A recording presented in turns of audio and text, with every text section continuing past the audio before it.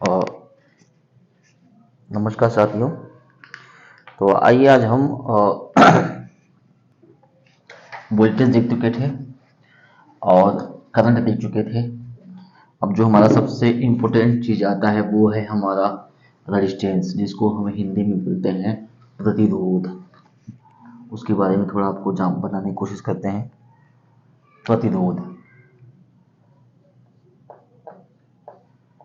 प्रतिरोध देखिए, जिसको इंग्लिश में हम बोलते हैं रेजिस्टेंस।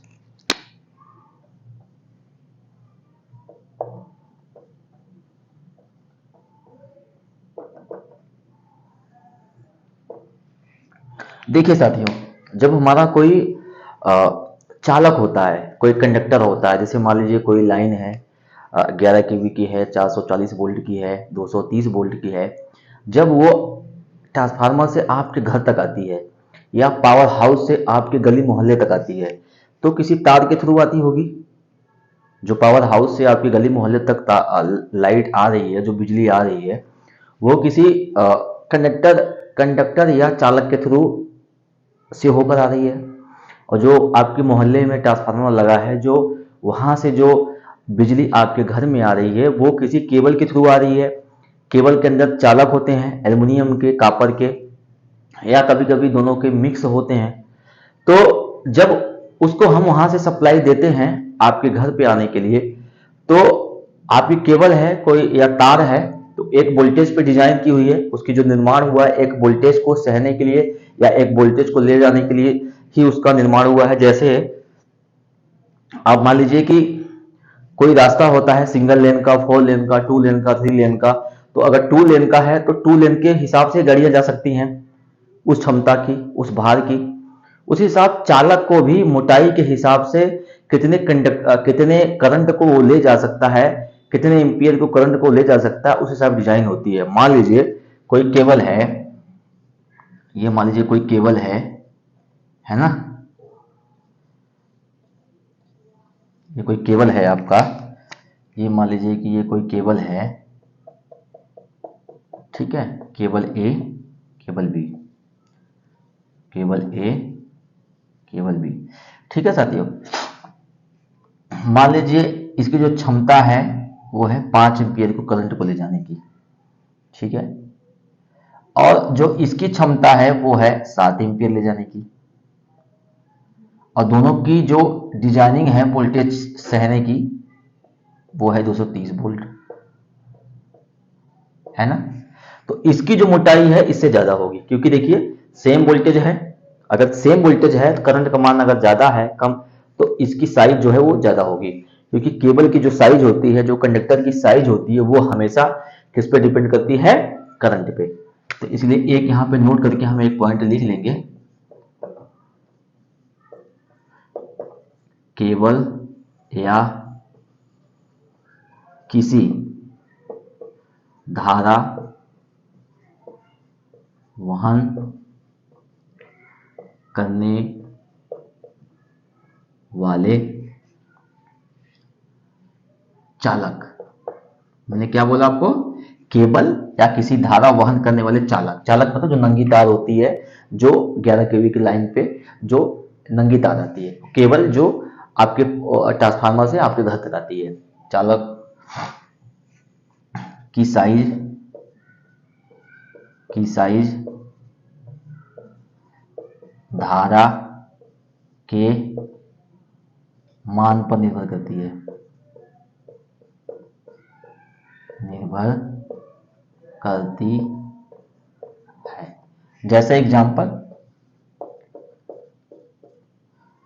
5 एम्पियर 5 एम्पियर धारा क्षमता वाले केबल की साइज 4 एम्पियर धारा क्षमता वाले केबल की साइज से ज्यादा होगा, है ना। यहां नोट करके लिख लेंगे, साइज ऑफ 5 एम्पियर केबल या कंडक्टर, COND साथ में लिख दिया मैंने, साइज ऑफ 4 एम्पियर केबल और कंडक्टर। ये क्वेश्चन साथियों ये हर दूसरे एग्जाम में पूछा जाता है आपका, ये नोट कर लीजिए आप, इसको ध्यान से देख लीजिए, है ना। ये मैंने बता दिया, प्रतिरोध के बारे में मैं बताता हूं, लेकिन ये आपको जानना जरूरी था। किसी धारा, किसी केबल या किसी धारा वहन करने वाले चालक की साइज धारा के मान पर निर्भर करता है। धारा मतलब जितनी धारा को ले जा सकता है। जैसे 5 एम्पियर धारा क्षमता वाले केबल की साइज 4 एम्पियर धारा क्षमता वाले केबल की साइज से ज्यादा होगी। मान लीजिए कोई 1 एम्पियर को ले जाने के लिए कोई केबल की डिजाइन हुई है, उसकी साइज कोई 2 एम्पियर को ले जाने के लिए जो केबल की साइज होगी उससे कम होगी। जैसे 4 लेन की रोड की चौड़ाई ज्यादा होगी, 2 लेन की रोड की चौड़ाई कम होगी, तो 2 लेन की चौड़ाई कम है तो इससे बाद उसमें कम स्पेस मिलेगा, कम जगह मिलेगा, ऐसे मोटा मोटा आप समझ सकते हैं। अब आते हैं हम अपने मेन आज के टॉपिक पे, जो हमारा आज का मेन टॉपिक है, हम देखते हैं।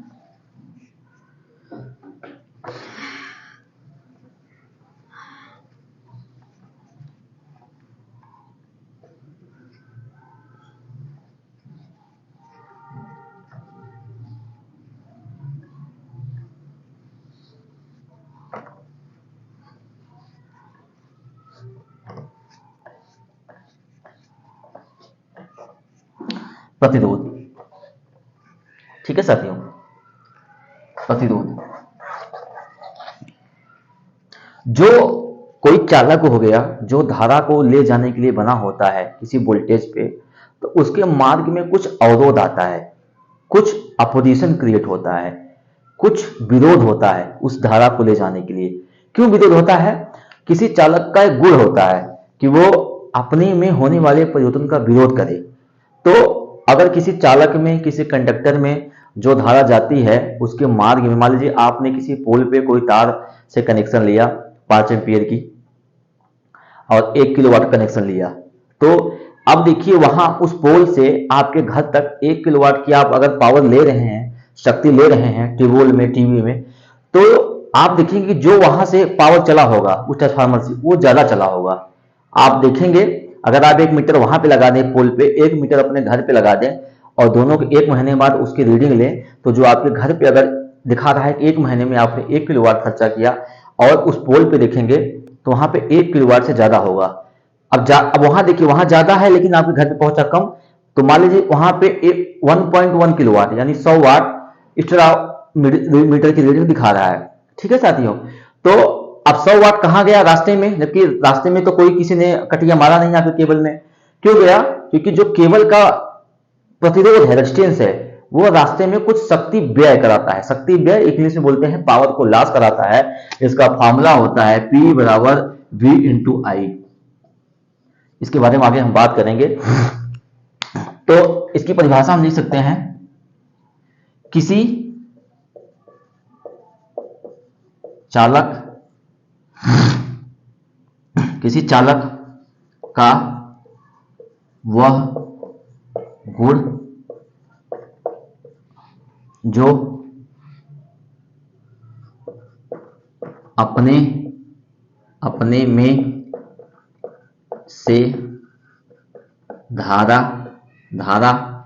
मतलब करंट, इंग्लिश में जिसको बोलते हैं करंट का विरोध करे उसे प्रतिरोध कहते हैं, या इंग्लिश में इसको बोल सकते हैं रेजिस्टेंस कहते हैं। नोट में लिखेंगे, इसका मात्रक ओम होता है। ओम होता है पहली चीज। दूसरी चीज, इसको सिंबल मीन्स, सिंबल का मतलब हो गया चिन्ह, चिन्ह ऐसे दिखाते हैं, ऐसे प्रदर्शित करते हैं से। अब जैसे मान लीजिए किसी रेजिस्टेंस का मान है, किसी प्रतिरोध का मान है, या प्रतिरोध का मान है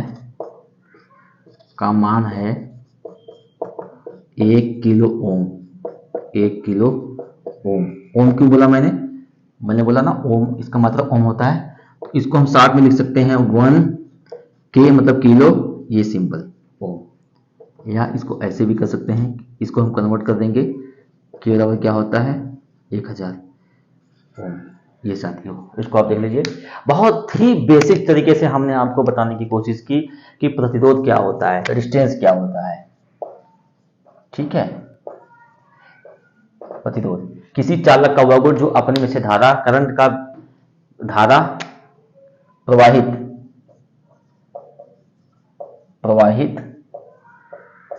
का धारा इसकी परिभाषा यहां लिख लीजिए, धारा प्रवाहित, इसकी यहां पे इंग्लिश होती है करंट।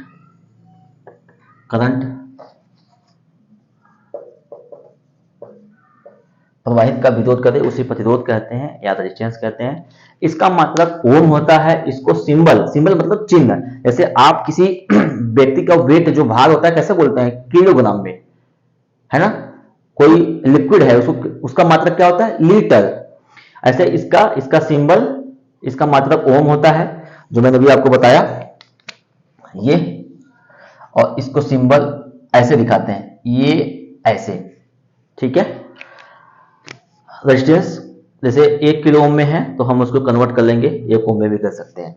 ठीक है, अब इसका आता है एक बहुत ही इंपॉर्टेंट चीज आता है, वो मैं आपको बता देता हूं,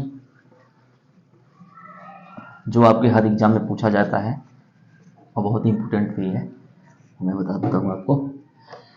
रेजिस्टेंस में ही आता है वो, उसको हम देख लेते हैं साथियों।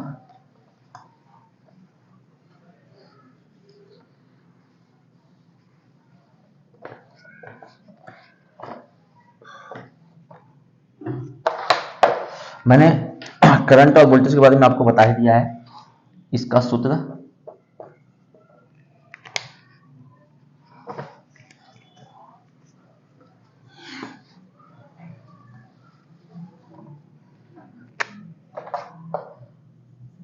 इसका मतलब रेजिस्टेंस का सूत्र R बराबर V/I होता है। R प्रतिरोध है जहां पे, V वोल्टेज है जिसके बारे में आपको बता चुका हूं पहले, वोल्टेज, और I जो है वो है करंट या धारा, हिंदी में धारा। ठीक है, मात्रक ओम। ठीक है ना, सिंबल ये ऐसे। अब आता है इसका संयोजन। अब रेजिस्टेंस का संयोजन होता है, अब थोड़ा सा इसको हम आगे देखेंगे, थोड़ा डीपली जानने की कोशिश करेंगे, उसके बाद पर देख लेते हैं साथियों। प्रतिरोध या इंग्लिश में कहें रेजिस्टेंस का संयोजन।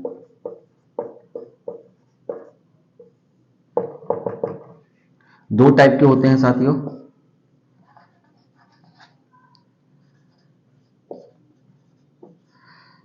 मुख्यतः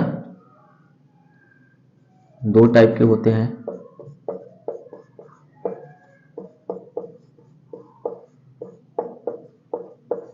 पहला है आपका श्रेणी क्रम, इसको इंग्लिश में हम बोलेंगे सीरीज कनेक्शन। दूसरा है समांतर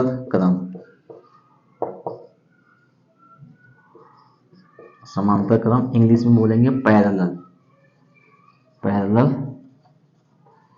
कनेक्शन। ठीक है, अब देखिए, प्रतिरोध का मात्रक होता है, जो प्रतिरोध का जो फार्मूला होता है, सूत्र होता है R बराबर V बटा में I। R जहाँ पे प्रतिरोध है, V वोल्टेज है, I करंट है, इसका मात्रक ओम होता है। सिंबल इसको ऐसे दिखाते हैं, मैंने बता दिया। अब आता है प्रतिरोध का संयोजन। अब इसको थोड़ा सा आगे पढ़ते हैं। मुख्यतः दो टाइप के होते हैं, सीरीज क्रम और दूसरा है समांतर क्रम। Series connection, parallel connection. एक और आता है मिक्स्ड कनेक्शन, जिसको हिंदी में बोलते हैं मिश्रित कनेक्शन। उसके बारे में हम आपको तब बताएंगे जब आपको ये दोनों चीजें आनी चाहिए। तो आइए थोड़ा सा हम इसको देख लेते हैं, सीढ़ी क्रम को।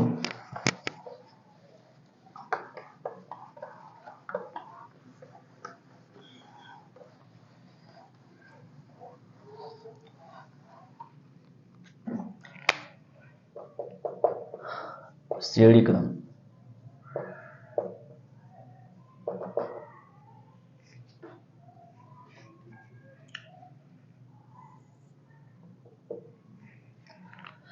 देखिए साथी, श्रेणी क्रम वो क्रम होता है जिसमें एक चीजें के बाद दूसरी चीजें उससे जुड़ती जाए। मान लीजिए आपने कोई ये मार्कर है, ये आपने मार्कर, ये आपका एक मार्कर, दूसरा मार्कर है, एक के ऊपर एक मार्कर जुड़ जाए और इसके ऊपर तीसरी मार्कर जुड़ जाए, तब इसको हम बोलेंगे इस तीनों मार्कर को कि आपस में ये सीरीज कनेक्शन में है या श्रेणी कनेक्शन में है। ठीक है साथियों। और अब देखिए, अब ये पूरा एक ही रास्ता है, तो अगर मान लीजिए कोई चीज यहां से जानी चाहे तो उसके लिए कितने रास्ते हैं? एक ही रास्ते हैं। तो इसमें जो सबसे बड़ी चीज निकल के आती है श्रेणी क्रम में कि इनमें पहला है, इसका जो गुण है, इनमें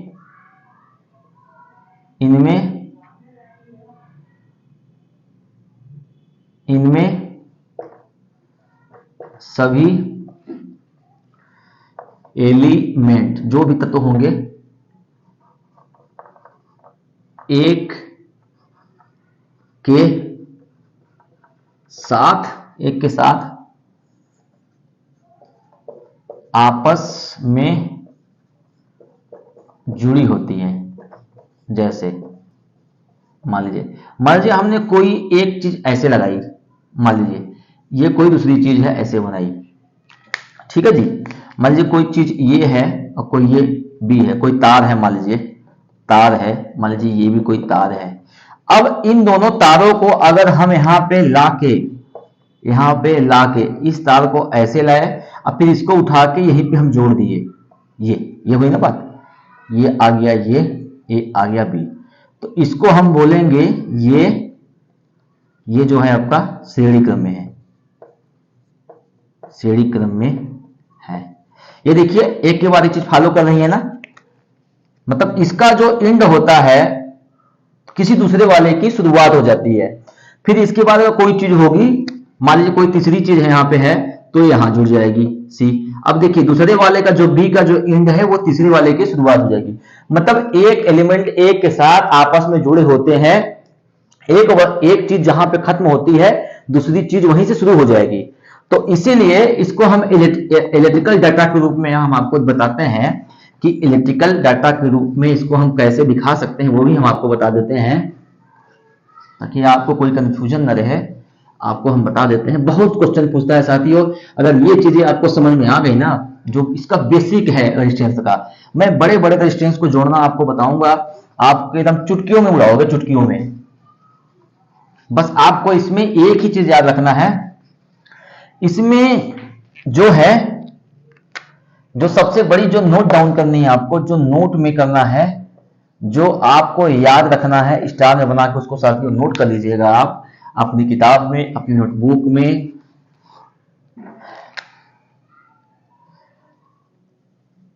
जहां पर एक एलिमेंट खत्म हो वहीं से दूसरे एलिमेंट की शुरुआत होनी चाहिए।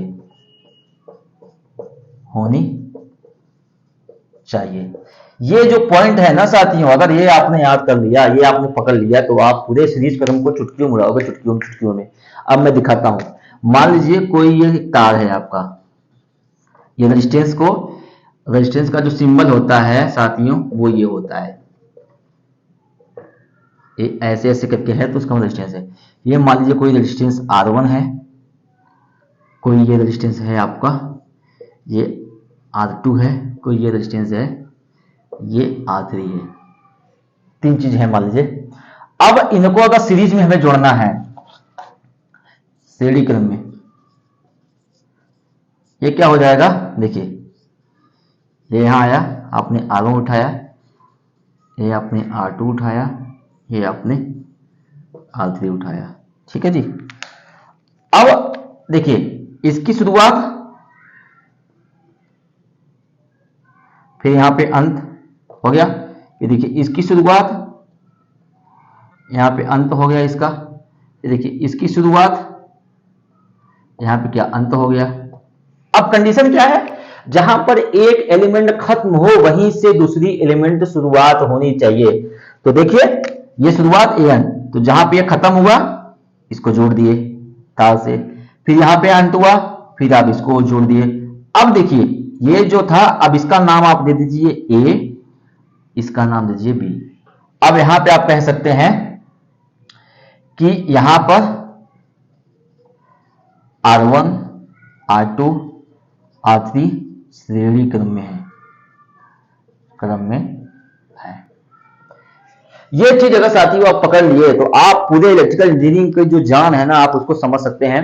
तो आज हमने प्रतिरोध क्या होता है और प्रतिरोध की परिभाषा, उसका मात्रक, उसके बारे में जो की पॉइंट थी, जहां पर एक एलिमेंट खत्म हो वहीं से दूसरे एलिमेंट की शुरुआत होनी चाहिए, उसका मात्रक क्या होता है, उसका सिंबल मैंने बताया कि ऐसे ऐसे तार में हो तो रेजिस्टेंस का होता है सिंबल, वो आपको आगे बहुत हेल्प करेगी। तो हमने 3 रेजिस्टेंस को लिया, 3 प्रतिरोध को लिया, R1 R2 R3, तीन अलग अलग चीजों को हमने ले लिया। फिर हमने परिभाषा क्या लिखा है, जहां पर एक एलिमेंट खत्म हो वहीं से दूसरी एलिमेंट की शुरुआत होनी चाहिए। तो देखिए शुरुआत अंत, शुरुआत अंत, शुरुआत अंत। अब तीनों को हमने तार से जोड़ दिया। अब हम कह सकते हैं ये इसका हमने अब देखिए ये 3 चीजों को हमने जोड़ दिया, तो इसको शुरुआत जो सबसे शुरुआत में बनी उसको A नाम दे दिया, इसको B। अब हम कह सकते हैं कि यहां पर R1 R2 R3 श्रेणी क्रम में है। तो इसके आगे की चीजें हम कल पढ़ेंगे। Thank you.